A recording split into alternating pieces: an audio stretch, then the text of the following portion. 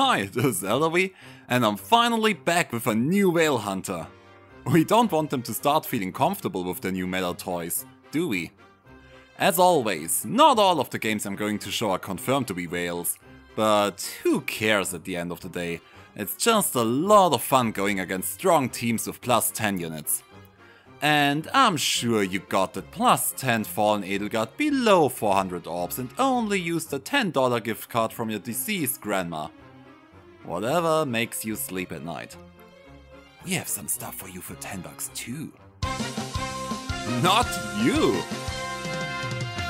So, this special episode will be dedicated to the favorite skill of whales, which gave their existence a whole new meaning. What has the power to slay whole armies with the thrill of just pressing the end turn button? Save skills. Nothing feels better than a team protected by a literal money shield. We'll start with a really nasty Infantry Pulse 2021 edition with Pent, double plus 10 Bramimonds and a plus 10 FarSave Hector. Continue with a NearSave FarSave Winter Nino Hector combi for the second match. And end with a delightful time-out corner armor save ball team with Brave and Fallen Edelgard. Yikes! And spoilers, I didn't run my armor counter team anymore. Double yikes. So, let's start with this special monstrosity. As I said before, this is a really interesting Infantry Pulse team. First up we have plus 10 Phina. Like, how? Has she even been on a banner once? She's running Wings of Mercy and, as stated before, Infantry Pulse. Next we have double plus 10 Bramimonds. This could be me in the future if Brami keeps sharing banners with new mythics. Bramimond is 1 out of 3 exclusive plus 10 5-stars I own. And I swear, not by choice. The enigma is haunting me. The top one, which I will refer to as COVID Bramimond from now on, is running Mirror Impact, Wings of Mercy and Glacies. The one on the right, Eye Patch Brami, Sturdy Impact and Hardy Bearing together with Luna. Both of them will charge their specials at turn 1 with the help of IP and Pent. That's quite something. And impact skills are just so unbelievably good on him. Next we have a plus 5 node with Sorcery Blade. Huh, I have forgotten what it does. Oh, it gives adaptive damage while standing next to a mage. Huh, I guess that's cool. Then we have Pent with NFU, Infantry Pulse and another pre-charged Luna. The good old plus 10 FarSave Hector and extra slot, and last, Duo Peony with Ground Orders and Aerobatics. My best options to go against a damage heavy save protected team was tanking them with Fallen Leon, as those Bramimonds would do nothing against me. The only question was how. The left side is obviously a huge trap. Pent has the larger threat range thanks to Node's Pathfinder, so baiting him would result in the Eye Patch Brami hopping over to rally, getting danced by Phina, and then attack with the same range as Pent.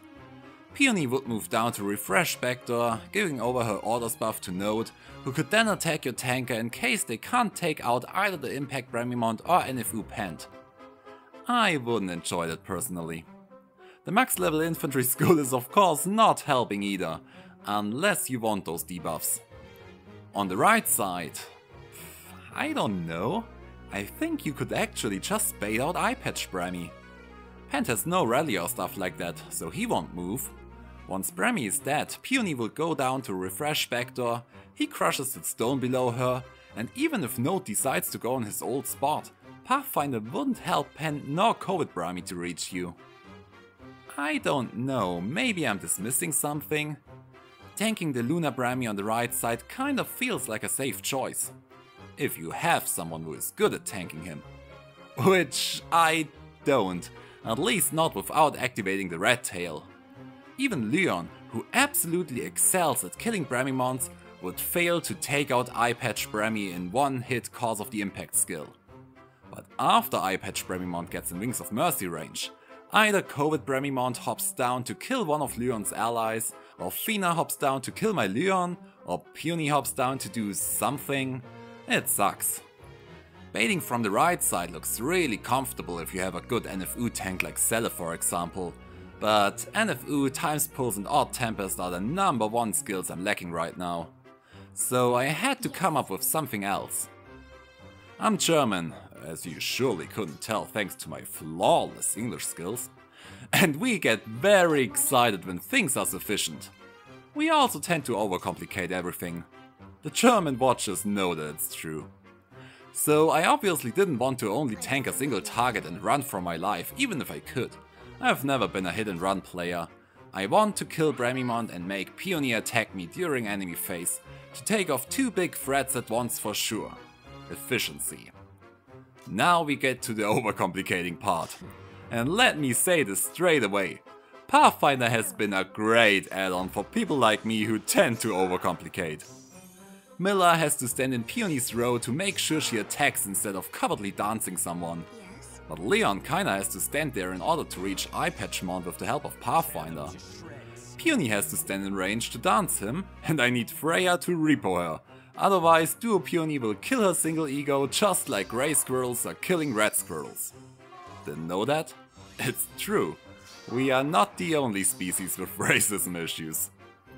So, in round 3, cause remember, I can't kill Bramimond with a single hit, Milla goes left of Leon to smite him thanks to Pathfinder, bringing her also in a perfect spot to isolate Phina in the upcoming round. Another efficiency boner. Daga steps in place to further provide her Pathfinder, and Leon travels through her wormhole to delete the now weakened fuck. You know, I'm actually planning to do a Whalehunter Fail Edition next, showing you +10 games with shaky finger syndrome and total misplays.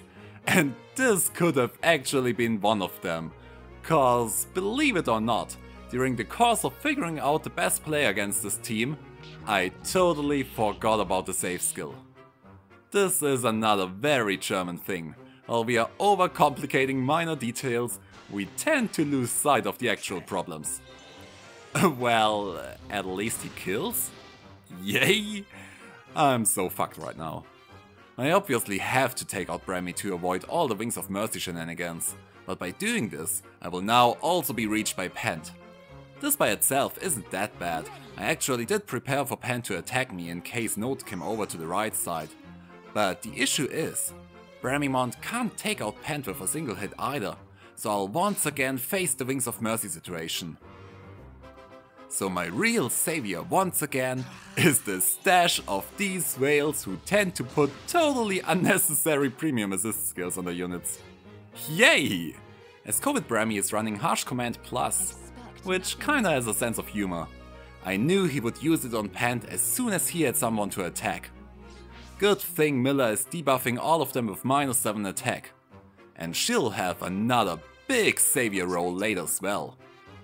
Seeing those debuffs turn around on a Luna NFU Pent is surely not something I enjoy, but I do value the fact that Phina will totally waste her turn and Wings of Mercy option to refresh that stupid COVID-mond instead of taking me out after Pent enters the Wings of Mercy range himself. So originally I didn't plan for the Super Spreader to reach me with his professional Karen type sheer fabric mask, but now it seems like I'll have to eat the attacks of Peony, Luna Pent and a Glacis Impact Bramimond all at once. Yay! You better survive this, Leon. So here's the harsh command, and here's the dance. That's good. I'd rather not hurt you. Then don't! I didn't ask for that. The time has come. As expected, I put Pent right into Wings of Mercy range, but I made sure no one was standing next to him, and Phina luckily already ended her turn. And as also expected, Note came over to make things awkward. Come on Leon, you can do this! There's no way Glacis will do 30 damage. Oh my god! This was much closer than I wanted it to be.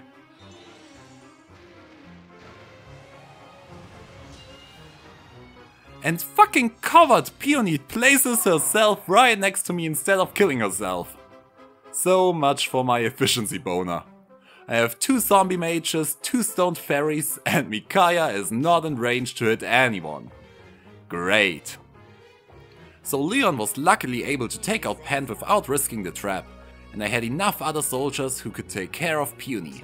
So my initial idea, which I followed without thinking further, was to take out Pent with Bramimond.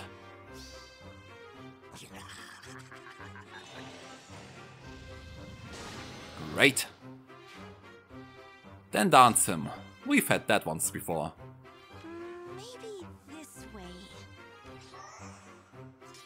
Take out Covid, you may thank me later.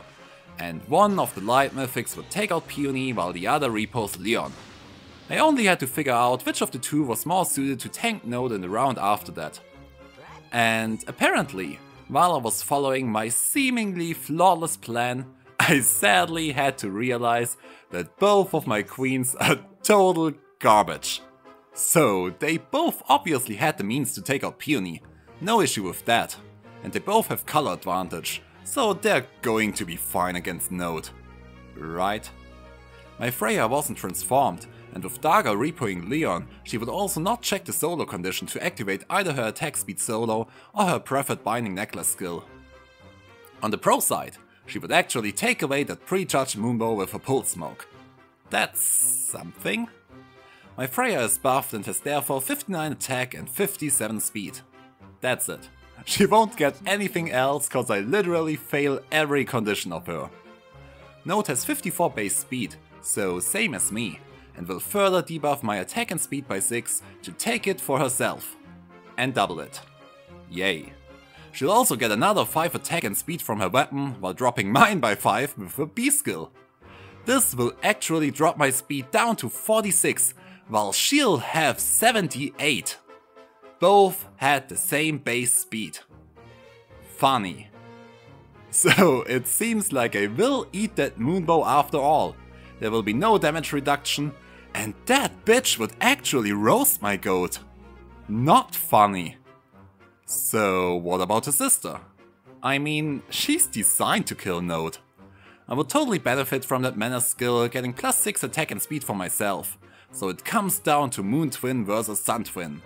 And that fucking bitch would actually kill me with a single attack.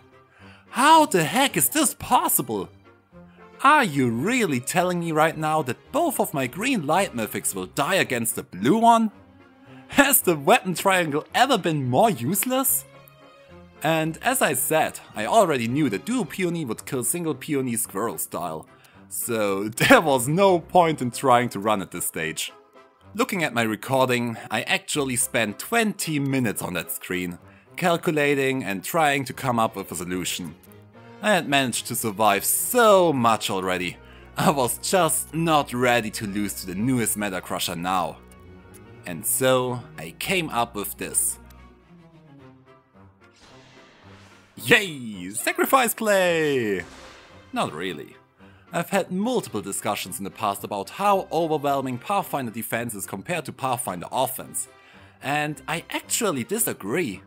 I think we just need time to educate our eyes and mind to take the same advantage of Pathfinder on offense as the AI does on the other side. Look at that. Who has seen this coming?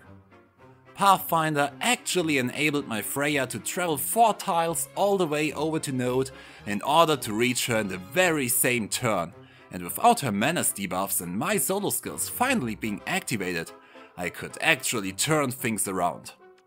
A bit. I didn't kill and Gale Force wasn't in sight either. So I needed one last chess piece. The harmless power of a +2 nurturing breath giving me enough speed to double Node. Remember, both had the same base speed. With Peony's buff, Freya reached 57 speed, now further increased by 7 from her solo and 2 from the binding necklace. Node's speed drops by 2, but she still gets 5 from her weapon and drops Freya's by 5 with her Moon Twin Wing.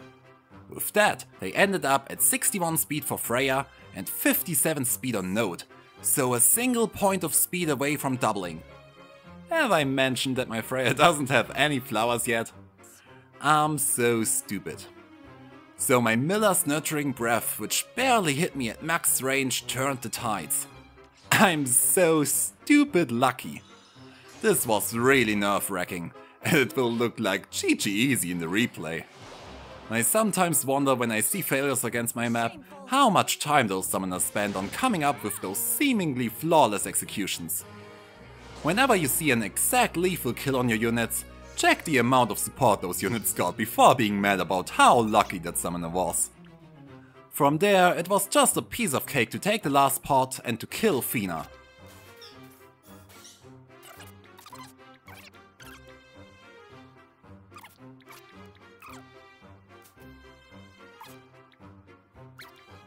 Well, it took me a bit of effort to kill Phina, but they won't see that in that replay either. Match 2. So let's move on from the single FarSave to a FarSave NearSave combi shielding basically the whole team. First we have plus 10 Ninian with freaking 77 HP. That's actually beautiful. She's running Odd Pulse Tie, which is also a super strong skill for anyone who runs safe defenses. It's especially vital in Astra season, as it takes away Regan's special Satyr Shell. And spoiler alert, you'll see the impact of that in the upcoming match.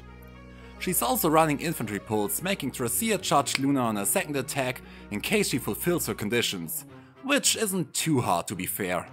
Mira is running Ground Orders, which gives those slow ass armors at least a bit of chance to reach something, in theory. Then we have plus 10 Winter Nino with Packed Blooms, Raptured Sky, Double Distant Defense, Special Fighter and FarSave. This is a really well invested Nino. She'll reach 65 effective res and 51 speed is clearly not a joke either. Then we have Duo Liv, Zeros and Tracia all mostly running the base kits. And last we have a NearSave Hector, who's actually even a lot better than FarSave Hector.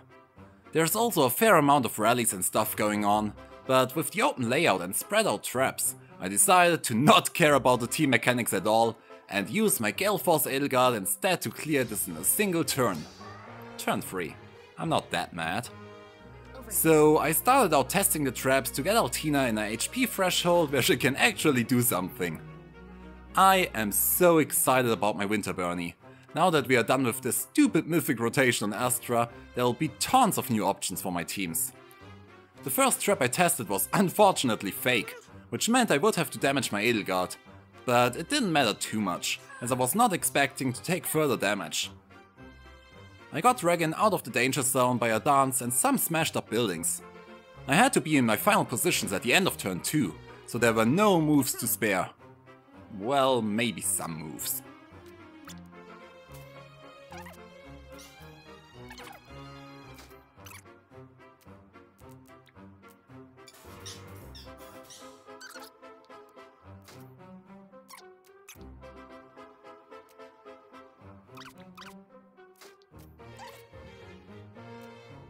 Round 3, Bolt Tower time. The Bolt Tower is actually the original source of power creep in the current meta. People tend to blame Auto Recovery, Save Skills, Pathfinder, Sigurd, but let's not forget that the Bolt Tower was the first real meta impact, and that one is even F2P. With the additional true damage, Edelgard was free to take out Hector, a thing which would have otherwise not been possible. She's also charging up her Gale Force despite the special fighter thanks to the Bolt Tower, which dropped Hector below 50% health. Yes, youngsters, this may sound strange to you, but we old people had skills in the past with 50% HP thresholds. Some even went up to 80%, like Guard, which has become a total clown skill today. Broken with a single Savage Blow. Altina hopped in with her escape route, and thanks to Edelgard's attack smoke, Altina wins the heavy blade checks against both Mira and Tracia with ease. So I took out Mira and activated my last crucial win mechanism, blocking Ninian with my Duo Peony. Trapped range dancers are so 2020, trapping outdated melee dancers with new meta dancers is the new trend. I've had her out of the range of both ball traps on purpose, so she could eat a single attack of Ninian to make sure I'll get both pots, which were fairly hidden behind these units. Altina goes on to take out Tracia, activates Gale Force, and Edelgard takes out the second safe unit with ease.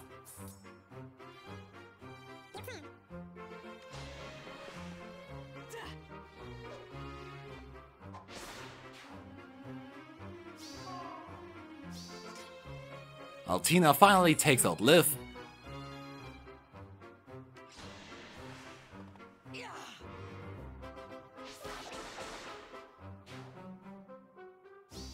And Edelgard takes care of Zeros. Does this mean I finally finished Crimson Flower after 2 years? Don't tell anyone.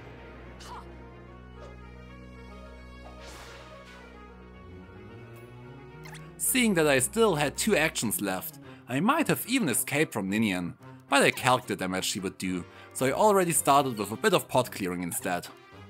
I love Ninian to death. She is one of my all-time favorite characters. But in this game, she's sadly completely worthless. I mean, 15 adaptive damage at +10 against a 16 defense fairy? Maybe a legendary version can give her some sort of redemption one day. Cause right now I can totally see how even Red Elwood killed that bitch with a single strike. Or maybe she's a secret undercover chat? Look at her surviving my color advantage, Hector! As Peony was the one who had to eat the strike though, I thought it was only fair for her to deliver the final blow, and with a bit of debuffing from my level 1 Plumeria, she was able to finish the job in a single combat. Good job, girl. What? Still asleep? Last, the match which I know all of you have been waiting for. Remember when I said last time that I built an anti-save ball team but never encountered one? So I disbanded the team. Only to literally run into a super whale ball team one day after that. Funny. Save ball teams like this one have been around for months now, so there are of course some obvious counters by now. But the thing is, you have to actually bring them. The idea behind the team is simple yet genius. 2 max merged armor units with NearSave and FarSave are pressed into the right corner of the lava map, where they can't be targeted directly. Killing them is mostly impossible, at least it should be with tons of in-combat buffs and other helping hands, so the only way to get them would be to get them to move out of their formation. And this isn't that easy, cause with a weaponless frontman, front woman in this case, those corner bitches are mostly going to rally each other. Isolation does help, but not always. And needless to say, I didn't have Fjorm on the team anyways. Brave Edelgard and Nagi were obviously optimized to reduce the melee/range damage as far as possible. Brave Edelgard went as far as to change her weapon for a Barrier X+. Interesting. She's of course a special case, as she actually can't run her flower out clear in the setup. Cause the inbuilt 2 movement and order skill, which I hate about her, would completely destroy the layout. I'm sorry to say this, but it actually does make her a rather poor choice for this. Not poor at all is Nagi though, as the far safe choice. She ignores counters like Windsweep, reduces AoE damage, and that rest that combined with a 40% Dragon Ball damage reduction is surely not a joke for any mage. The other basic bitches are mostly mythic fillers for additional stats. I've seen people running them with and without skill sets. Some try to prevent their enemies to charge up their special with guard skills or level 1 units. This player obviously just slammed base build Mira and Tracia in there. And a random fallen Edelgard at +10. Cause, while you're already at it, why not? Thanks. Zeros is running Mirror Strike, which is funny, cause she doesn't wield a weapon. And Sephiron in the back provides odd recovery and his Tan Baton stuff, which is actually really smart. The recovery makes sure both units are getting healed in turn 3 in case of a lane 5 bolt tower situation, and Tan Baton makes me not charge my specials while fighting any of them, giving them open B slot options. It doesn't do anything against pre-charged specials though, and this is where my biggest issue with this map is. If you want to run this kind of setup in Astra/Anima season, you have to bring odd or even pulsed high at least on 1 unit. Regin is a beast. She does so well against many green tanks, including Daddy Fawns, so taking away her adaptive +15 true damage is beyond valuable. Still, besides all the flaws which I just told you, I actually didn't have a team that was prepared for this kind of map. You normally tend to bring units with Windsweep, which actually wouldn't work against Nagi, so kudos for that. Or AoE damage, which also wouldn't work against Nagi, Or maybe at least ammo effectiveness? I do think that my daddy Hector might have been able to deal with that brave Edelgard. But I didn't bring him. Stupid me. I'm so glad I'm still running 2 Linforce teams, which I barely use anymore. Yay!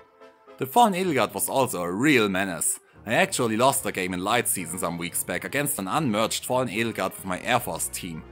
My execution was flawless, but at the end I didn't have a single unit who was able to scratch that bitch without dying. So cool. But as this was the first week of bonus Ashera, which I don't have, I had to bring SOV Pella.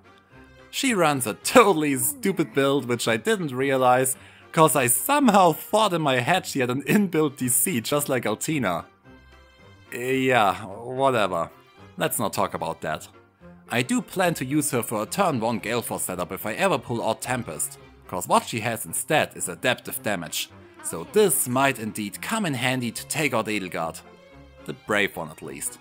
For the fallen one I brought my legendary Corrin, who can do fine against her, in player phase.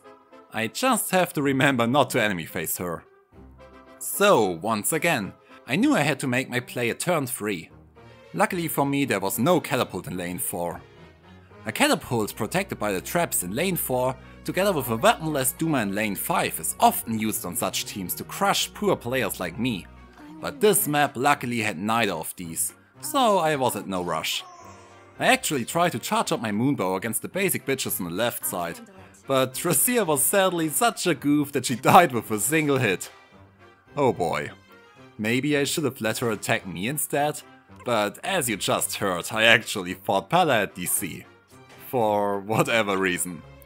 Mirabilis on the other hand was too strong to be taken out with a single hit, so I would actually waste my moonbow on her. Stupid crap. Didn't work out, so let's move on. I had to make sure Palla would reach Edelgard in round 3, cause if I messed that round up, the match would indeed be lost for me. So I cleared some of the buildings on the right to make all of my units gangbang over there. Great. Niels is actually a filler for now. I would love to use Lancina besides Corrin in Astra Season to benefit from the additional in-combat buffs, but I've summoned Marissa so many times by now that I just can't bear the thought of using another 500 grails for the IP skill. So for now I'm using units who already have it instead. I could of course follow Niels to her now that we can lock skills. I didn't think of that before as my Lancina is running Sudden Panic, but with Loki I could actually have both Sudden Panic and even Pulse Tie, and the buffs and gravity. Interesting. Turn 3, the moment of truth. And I'm getting an Olwen meme moment. Great. Defense plus 28, resistance plus 31. To tell you the truth, I'm not the biggest fan of the Barrier X+, but it does even out the death and res of Brave Edelgard to shut down adaptive damage. I'm not sure if I like that or not. Sure, it makes her stronger against dragons and guys like Palla and Dragon, so it's surely not in vain. But it does also make her weaker against armor slayers, so choose for yourself. Palla was obviously not doing anything here. She wouldn't proc her moonbow thanks to the Tunnel Baton, and surviving actually means nothing against that team, as Sephiran would heal up the damage of my Bolt Tower in the next turn. But here comes my savior. Now this may seem like some undeserved luck, but I actually heavily prepared that one. With Palla's rain skill, Edelgard's res would drop by 4, making Regan's adaptive damage once again hit Edelgard's res stat instead of her defense. Then I obviously had the in-combat support of Corrin's Joint Drive attack and Plumeria's weapon, and with my powerful friend Seda Shell, which would add 15 true damage, and a debuff from Plumeria's dance, I could have dealt up to 30 damage against Edelgard. Seeing me kill her without that dance being wasted was even better, so I obviously took it. Now, I have to admit that I screwed up that calculation somehow, and I don't know where. Even without the debuff, I should have dealt around 28 damage instead of the exact lethal right here. I am not sure where I lost those 3 attack points, as the bonus stats I have are surely correct, but a kill is a kill, I guess. If this summoner would have run Odd Pulse tie on Zeros, for example, and a plus 5 HP A skill instead of the worthless Mirror Strike, I may have lost that. I'm not sure as I haven't checked Corrin's adaptive damage. I don't know if she could have damaged Edelgard at least a bit, so Regan could have gone for the kill afterwards. Maybe? I think she would have dealt 0 on her initial attack, but she would deny Edelgard's follow-up noontime. And then there's negating Fang, which should have done a bit of damage, but Edelgard also has the 80% damage reduction on her second hit, so... I'm really not sure, but who cares, that bitch is dead. Funny enough though, with only a single point of death or res more, she would have reached the same combined death and res stat as fallen Edelgard and also Nagi, so all 3 of them would benefit from Mira's death res gap for a visible plus 5 buff. Loki's health would have been too low to hit him with sudden panic, and this brave Edelgard actually doesn't have a single flower on her. Just saying. I took out the healing tower to negate fallen Edelgard any healing, who I would still have to deal with. And with a little buff from Plumeria, Pala was actually able to take out Nagi with a single attack. Well, 4 single attacks. Don't you love to see those doubles against these armors? I tell you, those low speed stats will bite them in the ass sooner or later. And while I was at it, I also took out Zeros. No harm in doing that.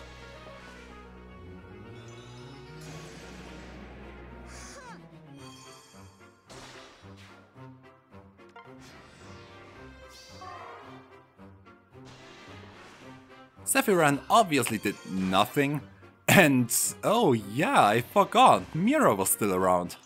Bye, sweetie.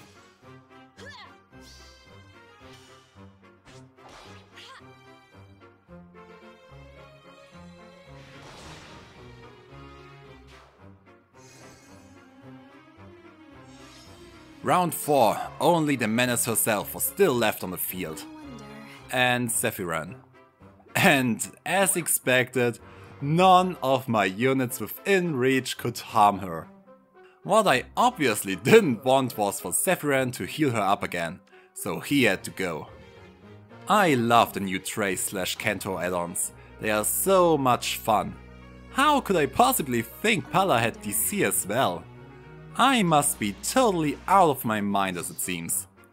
And with that, I was comfortably able to get out of Edelgard's reach. I still couldn't touch her, but that's why I brought Corrin along. So I made myself on the way to the pods, not going to bore you with that, and Corrin was indeed able to take out Edelgard, if only close.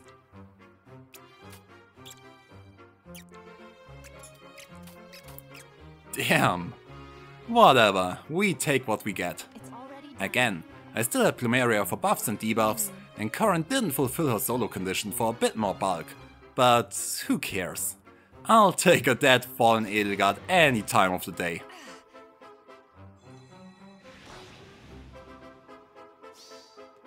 Face your mortality.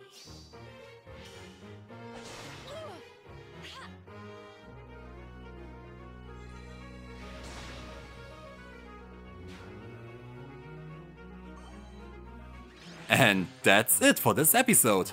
Please hit that like button and subscribe to my channel. YouTube does whatever they want anyways, but it does help me out tremendously to be able to keep doing these videos. 4K is in reach. I hope you enjoyed this little save edition, and see you soon with another episode dedicated to me stupidly throwing away matches and trying to recover from my mistakes. This is going to be so much fun. See ya!